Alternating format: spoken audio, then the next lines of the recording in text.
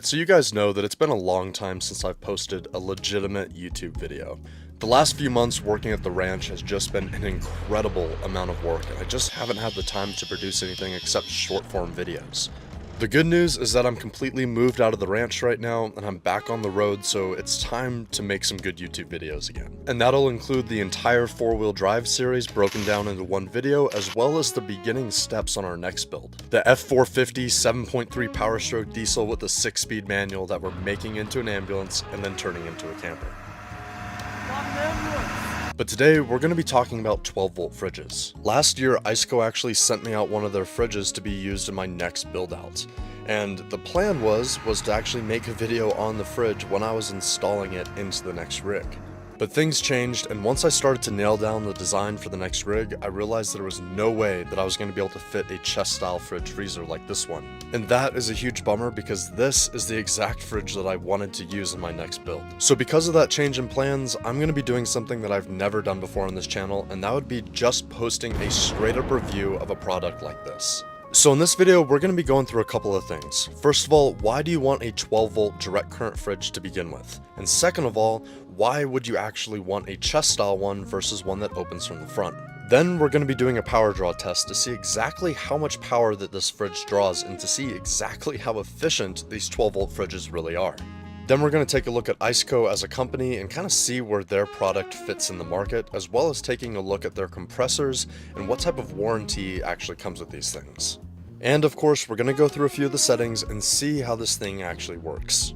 Anyways guys, without any further ado, let's jump into it. Okay guys, it's almost 2 weeks later and we're finally getting to take a look at this fridge. As you guys know, ICECO reached out to me and they offered to send me another fridge for my next rig build out. And when they asked which one I wanted, I went ahead and chose this one right here, the VL75ProD. But before ICECO ever reached out to me, I actually chose an ICECO for this rig right here. This rig, I chose the VL65, and that fridge is very similar to this one right here. Really the only difference is that it's black. It has a different lid design where you can lift up both sides. You can open it like this and like this. So let's start out with the basics here. Why would you want a 12-volt fridge to begin with? I mean, they're a lot more expensive. Why not just put a mini fridge into your build or something like that? Mini fridges operate at 120 volts, which is household power essentially. And in order to run 120 volts in your RV, that means you're either going to be running a generator or you're going to be running your inverter. In order to be producing that 120 volts, that means that you're going to be running your inverter all the time. And your inverter actually takes power in order to run. My particular inverter in this truck, it takes about 34 watts to be able to run it. When you get a direct current fridge, either 12 volt or 24 volts, you're able to run it directly off of your battery and you bypass the inverter. So there's no inverter loss from the conversion and there's no running your inverter all the time, both of which take additional power. Like I said, direct current fridges bypass all of that. You can connect your positive lead and your negative lead directly to the battery and run this fridge. Although, you need to fuse it and everything else. And that's really the reason why you would want to run a fridge like this over your typical household fridge. Another option that people use is absorption fridges. They basically run off of propane, and the issue with those is not only do they run off of propane and you have to have another fuel on board, but they're really inefficient. But something you might not think about with those types of fridges is they have to be perfectly level. If you start going off road and you're tilting or you're parked at a slant, something like that, the fridge will turn off because it's just not designed to work like that. This fridge is a really great option for rigs like mine because this fridge can run up to 30 degrees. It's something like that. It's pretty close. So now we understand why a direct current fridge, but what about a chest fridge? Why not have one that opens up from the front? This is personal preference at the end of the day, but I will say that a chest style fridge is always going to be more efficient. Think about this. We all know that warm air rises and cold air falls. So anytime that you open one of these guys up, the cold air stays in. Versus if you're opening up from the side, all of that cold air falls out. And while 12-volt fridges are really expensive, if you were to save money by buying a 120-volt fridge, a household style fridge, you're going to be spending more money on a better inverter, on more solar, on more batteries, just because it's not as efficient of a system. Not to mention that the vast majority of inverters out there are not designed to be run 24/7.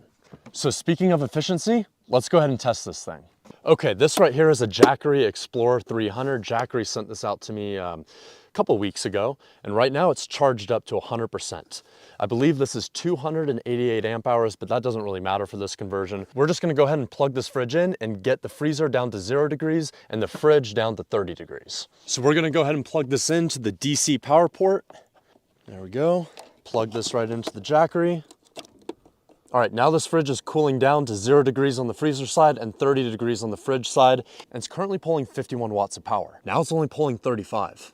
So you can see here we're at 100%. We have 0 watts of power coming in, and we have 33 watts running this fridge right now, which is kind of weird to me because the manual on this fridge says that it's 57 watts to run the compressor. But I guess right now we're only pulling 33 watts, 32 watts of power. And this little tiny Jackery, I think this is their smallest one, can run this fridge, it's saying, for 7 hours. Which it would actually be more than that because once this fridge cools down, then the fridge turns off. Okay, so let's talk a little bit about this control panel right here. So as you can see here, this is a dual zone fridge, meaning that it could be a fridge or a freezer. This right here controls the right zone of this fridge. You can turn it up and down, and this controls the left zone. So you can have a fridge or a freezer or a fridge and fridge or a freezer and freezer. Super nice. And I believe the temperature variance is 50 degrees all the way down to 0 degrees. And then this right here is the battery monitor. And what this does is it's actually measuring the voltage that's coming into your fridge. So let's say that you have it on high, okay? High means that it's going to go ahead and turn off the fridge once the voltage has been drawn down to 11 volts. A standard lithium ion battery, well, I believe that its resting rate is generally around 13.4 volts. And if you run that battery all the way down towards around 20% or so, you get down into that 11 volt range. When it hits 11 volts, it's gonna go ahead and tell this fridge to turn off and save that battery capacity for something else. Then you can turn it down to another setting, to medium. Then the fridge will cut off at 10 volts. And then on the final one, the low one, it's 9.6 volts. So basically you're gonna set it on low if you're okay with running your fridge and freezer to the last possible resort and kill your batteries with it. And the reason you would run it on low mode is you're basically prioritizing the operation of the fridge down to the very last minute of those batteries staying alive.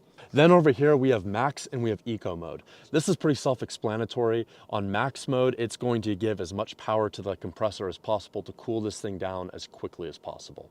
On eco, it's going to balance out how much power you're using compared to the cooling. But even right now, we're on max mode and we're pulling 34 watts of power. So I'm gonna switch it to eco real quick and see what happens.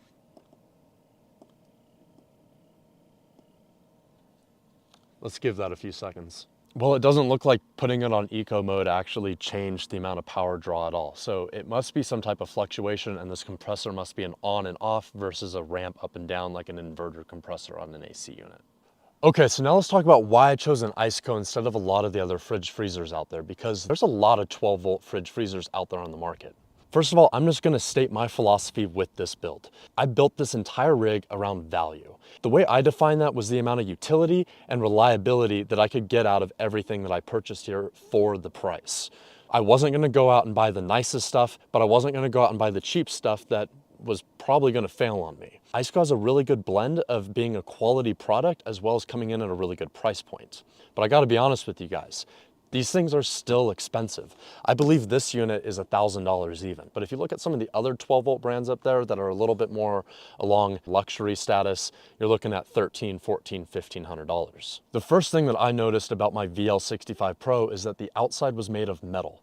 So you had this really strong metal exterior. Then it also had latches and hinges that just looked like I could find them at the hardware store.